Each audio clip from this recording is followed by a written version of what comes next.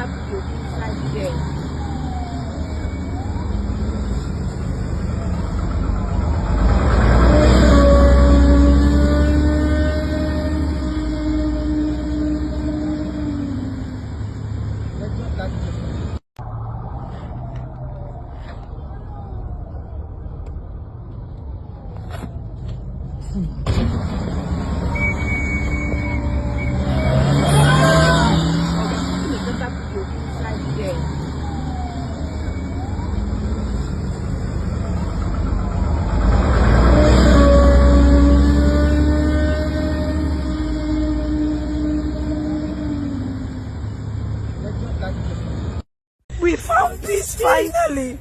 And then today you come out and you see army people driving around like there's something going on that is wrong. This is not right. This is not right. We are at peace. Let our children, let our families be at peace. Let people go to work at peace. All these army people driving about, this is not right. This is not right. This is not right. Our governor is peaceful. We love him. Leave us in peace. What is all this? Emotion is not in politics, we agree. But we want peace. We want peace. This is too much to us. This is not right. This is not fair. This is not right.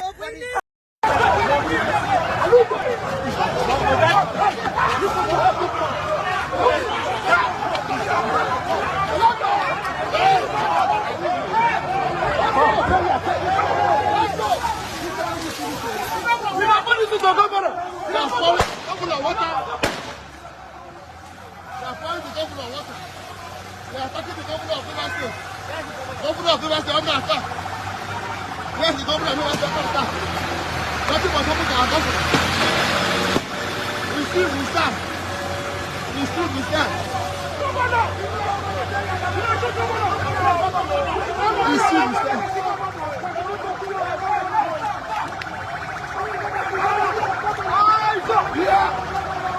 Nothing was happening to Steve. Nothing was happening to our governor. You are shooting us. You are shooting us. Shoot the governor. Fuck them up. Fuck them up. You kiss him.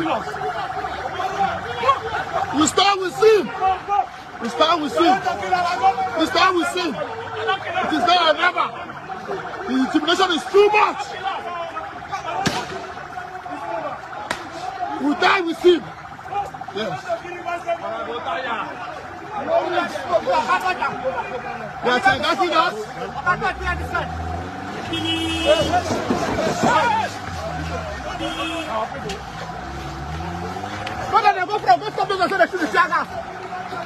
Oh, shit.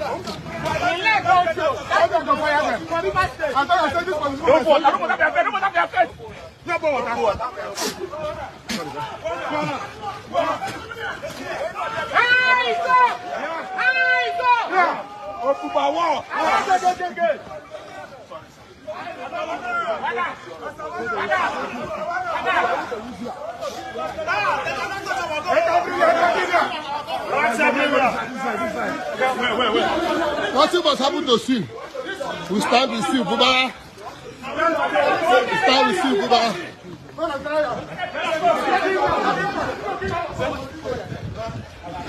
That's the governor. Shot at him. But the governor is Nabi. This injustice must stop. Okay, I want to assembly complex. We don't go inside though.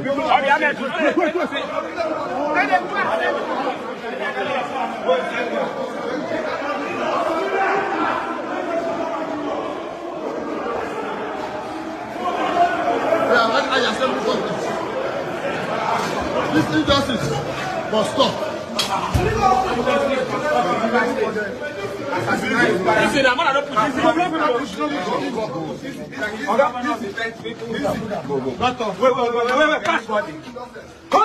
This injustice must stop.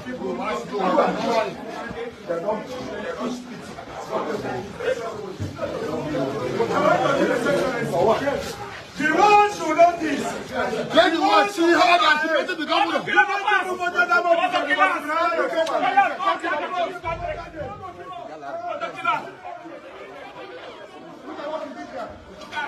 Let the one see.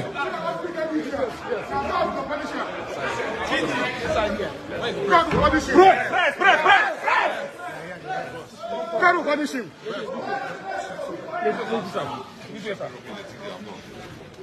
This is the people's governor. Just let's leave it back. Let's leave it back. Let's leave it back. Let's leave it back. We are resolute. We are determined. Yes. You cannot intimidate the state governor.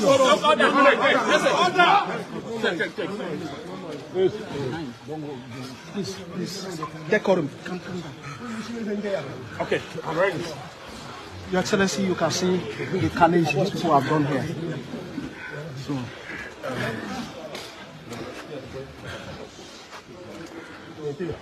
Let me say the good people of Rivers State.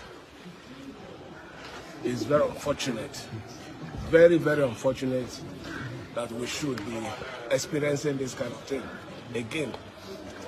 After about 9 years ago, when we had a similar experience. I got information, distressing information, very late yesterday. And I said this morning, I will come and see for myself. The truth about it, in our dear state, everybody who knows me knows I'm a peaceful person. Yes.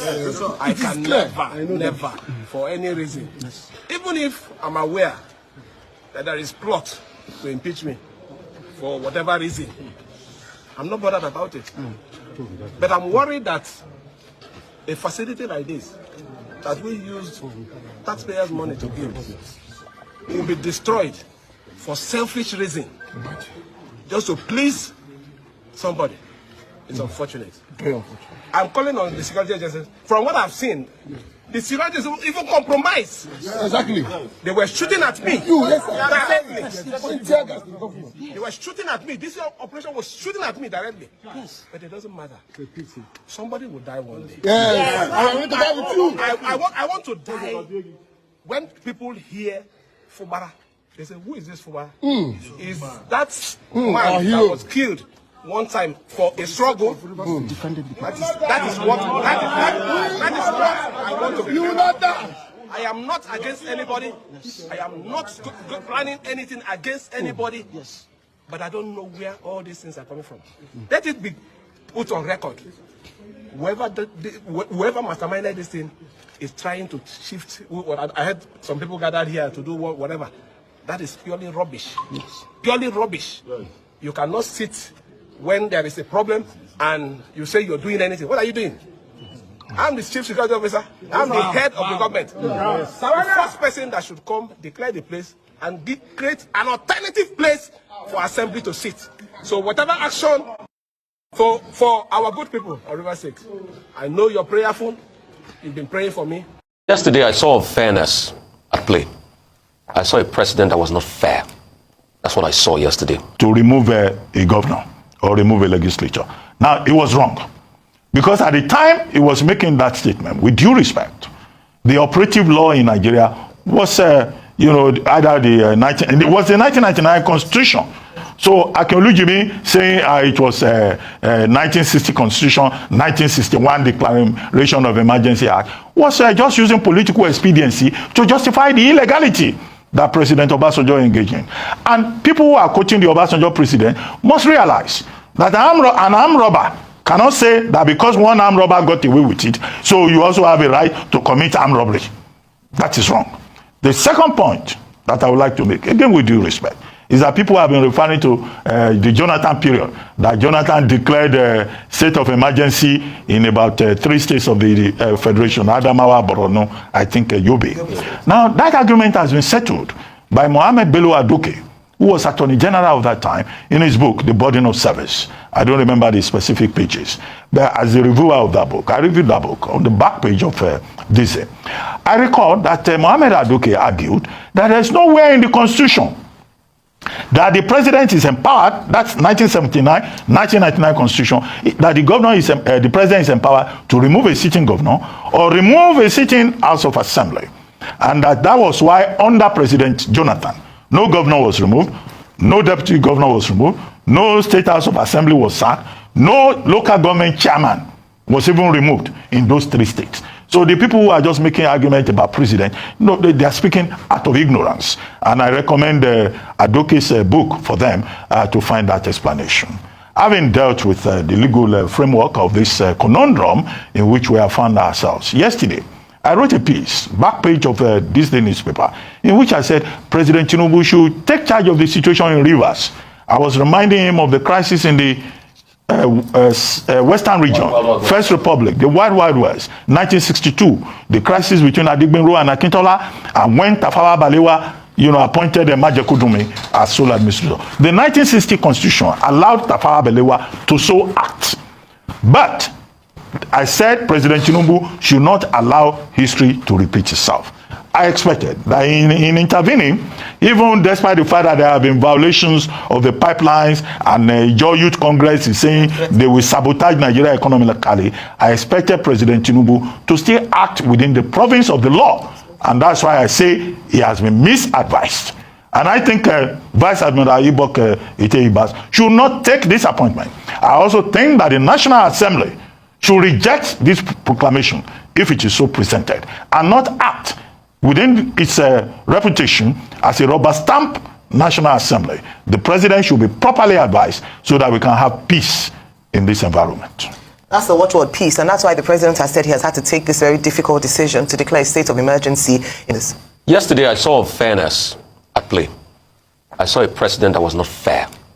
That's what I saw yesterday. And I'm going to be hard with the truth today. I'm not saying this because of us. I'm saying this because of our democracy. It's time we stop making this a demonstration of grace. All the legal minds have spoken about it extensively. The last state of emergency had in this country, in fact, I think it was the National Assembly that called the attention of the president to that you don't need to suspend the governor. And it was kept in place. Most of the legal, analysis that have come out of Section 305 keeps faulting what the president has done. But you see, this case is peculiar because, please, you will humor me to think that this National Assembly will be able to call the president to order when they need to vote on it, when they need to get 2/3 on it. This rubber stamp National Assembly, this National Assembly that can't even investigate a case of sexual harassment, this National Assembly that is so high-handed in its own regard towards its own members. Is it this National Assembly? If you believe that this National Assembly will go ahead and make a strong footing and make a strong showing against President Tinubu, then you will be so gullible to think that osmosis is the name of a Turkish footballer. Not this National Assembly. Because they met yesterday with the president, the principal officers, before this was agreed. So it's a political ploy. Coming to the part of unfairness, I saw a lot of half-truths in the president's speech yesterday. Fubara has not made attempts to ensure that the Supreme Court ruling was implemented, but we saw when he went to the House, we saw the game the legislature in Rivers State had been playing. We saw those games, but the president was not fair in the first place because he took sides with Wike. And that's why the likes of Atedo Peter started asking, is there anything more between President Tinubu and Wike this morning? He can't call a spade a spade. He can't call Wike to order. The same President Tinubu did not see where Wike was threatening the Ijaw ethnic nationality. I say, what would they do? The same President Tinubu didn't see all of this. But anyway, what do I expect? It's under President Tinubu's watch that we had 2 speakers in Lagos. It's under President Tinubu's watch we had a disarray in Osun State House of Assembly. You've had political suicides everywhere. But in all of this, he heaped all of the blame on Fubara when we know the real actors in this matter. And like Ebon Adeborua was saying this morning, it was part of a grand ploy. Let's call it spade a spade. It was part of a grand ploy. The idea was to remove Fubara in the first place. So they had looked for ways. Why was it that all of a sudden, it was yesterday that he served the impeachment notice, that he wrote out the things Fubara had done, and then the president read out the state of emergency. And when you check the state of emergency speech, most of the things enunciated in the state of emergency speech were the things the lawmakers had enunciated in Rivers.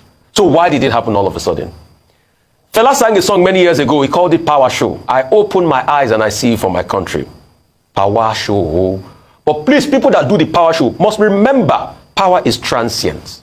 No matter, even if you do 8 years, it will not be there forever. Isn't it shocking that the same president that condemned state of emergency, that was a hero then, has now reneged on everything he condemns? All right. It's a sad day for democracy. In Rivers State, in the interest of peace and to promote law and order.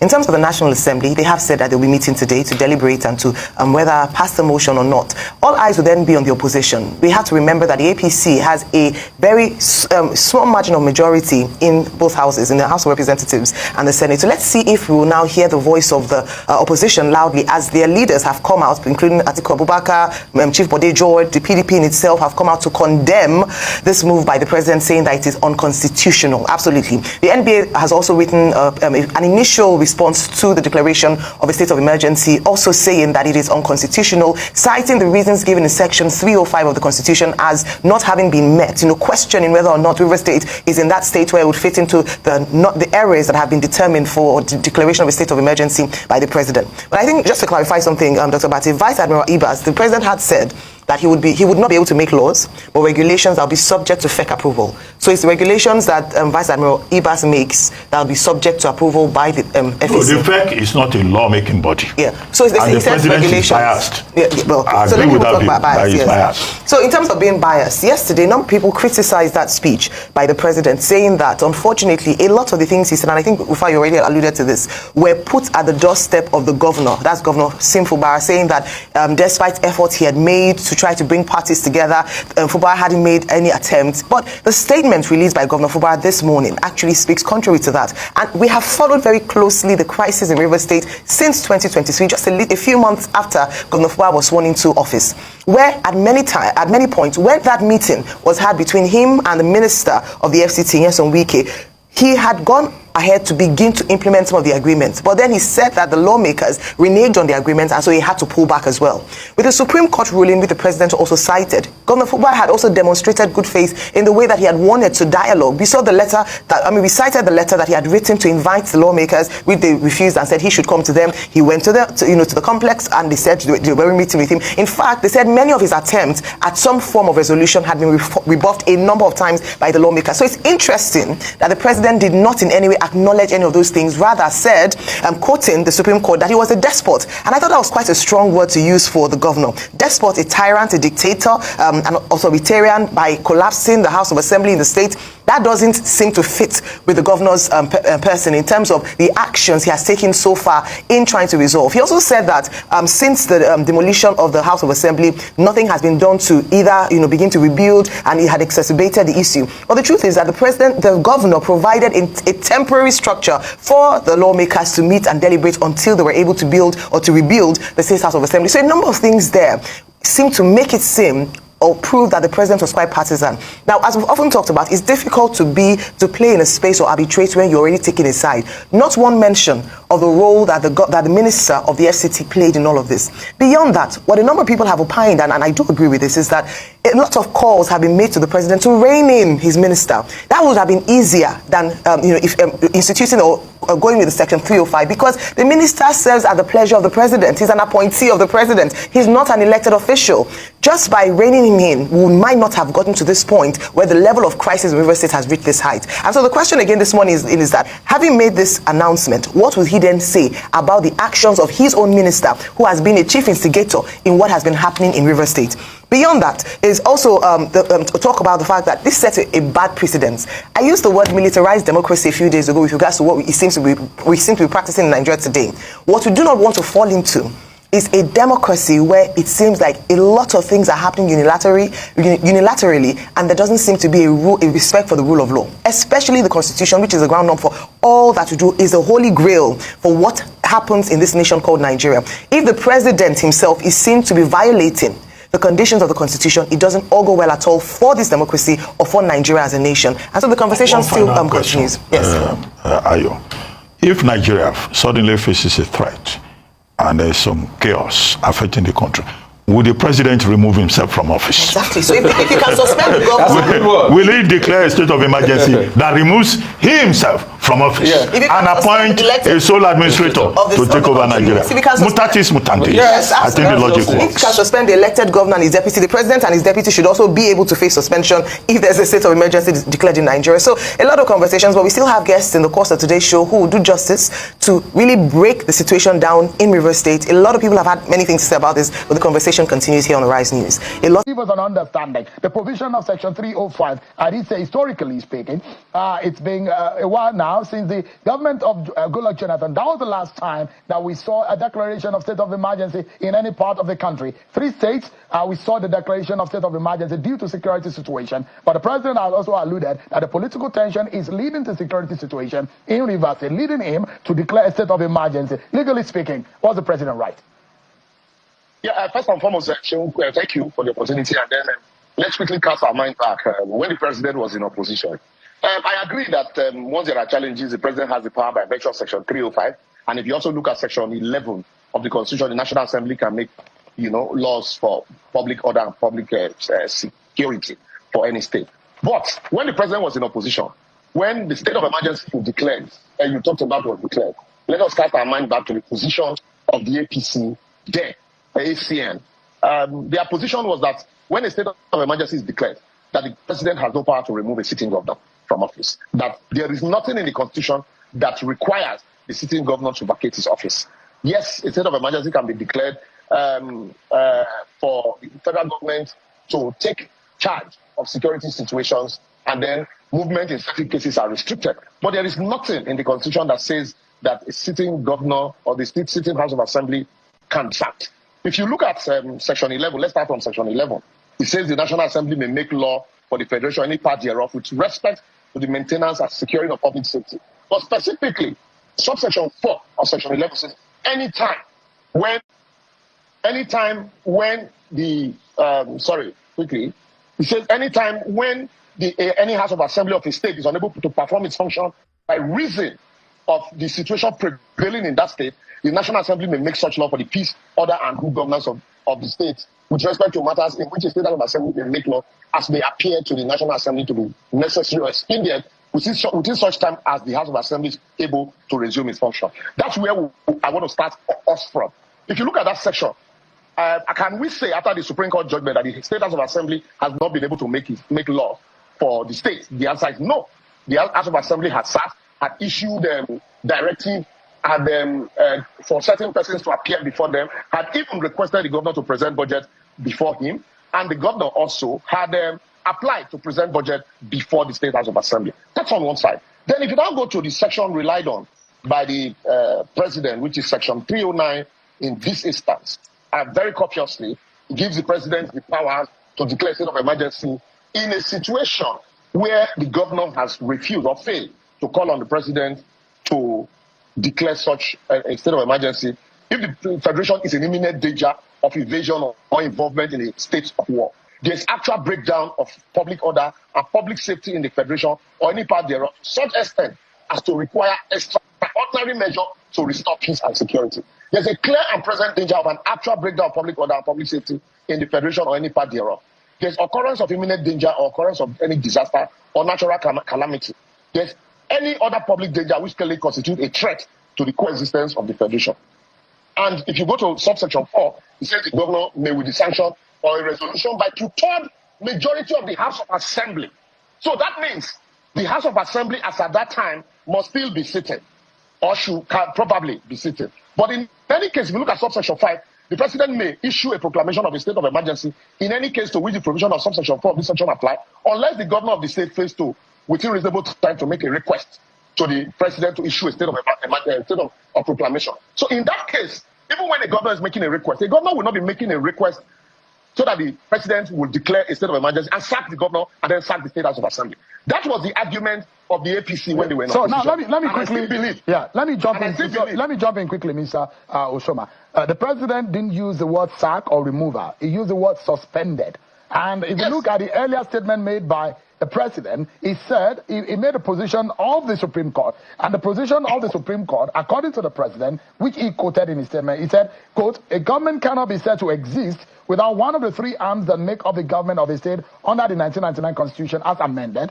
In this case, the head of the executive arm of the government has chosen to collapse the legislature to enable him to govern without a legislature as a despot. As it is, there is no government in Rivers State. And the president also alluded to the position of the court, which also posits that there might be, because of the proposed or the alleged defection of the 27 lawmakers, that the validity of their position as lawmakers is invalid, or their position as lawmakers is invalidated by the alleged defection. So the president is saying that there are legal encumbrances in the positions of the executive and the legislature. No. So the president is not the court.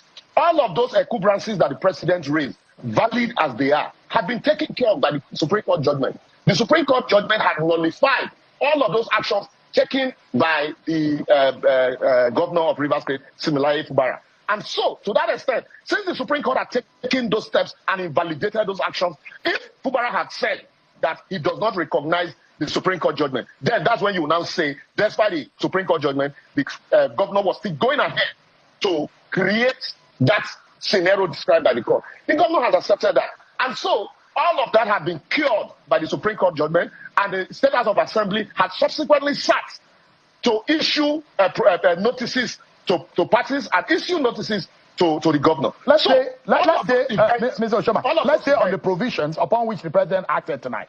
He acted on the provision of Section 305, subsection 5, which empowers him. Now, the question is that you are saying that the president does not have the power to suspend the governor and the deputy governor. Is that right?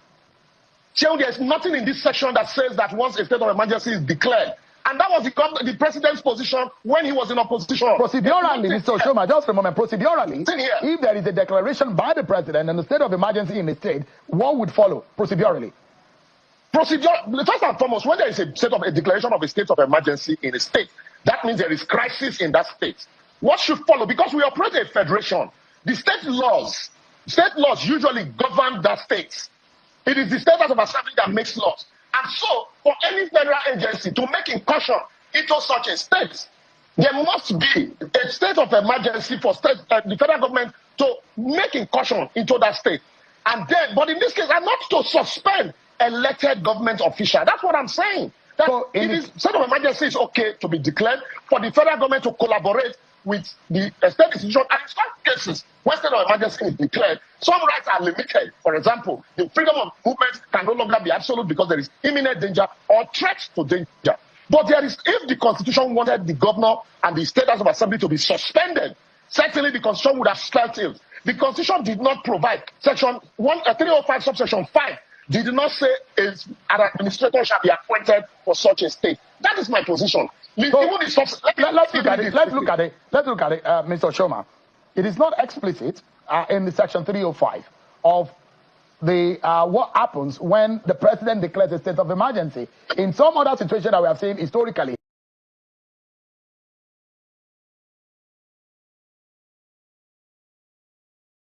in Nigeria, and legally speaking, under the provisions of the Constitution, is such a case where state government approach the federal government to say, come and declare a state of emergency. In that case, it is natural what could happen.